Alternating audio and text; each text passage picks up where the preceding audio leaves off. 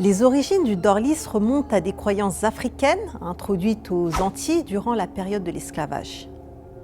De nombreuses traditions spirituelles africaines parlent d'individus capables de voyager hors de leur corps, un savoir spirituel qui a traversé l'Atlantique avec les esclaves.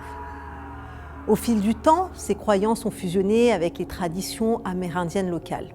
Sous l'oppression coloniale, ces pratiques spirituelles ont été souvent diabolisées, associées à la sorcellerie et perçues comme des menaces par les colonisateurs.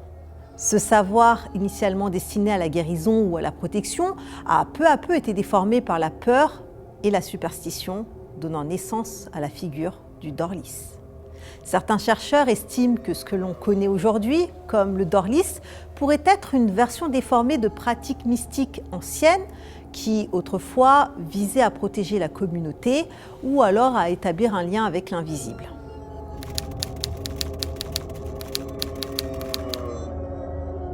L'un des aspects les plus mystérieux du Dorlis est son lien présumé avec la sorcellerie.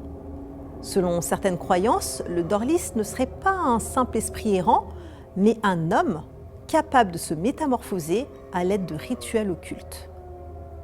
Cette transformation lui permettrait de hanter ses victimes sans être vu, abusant de leur corps pendant leur sommeil, sans laisser de traces physiques.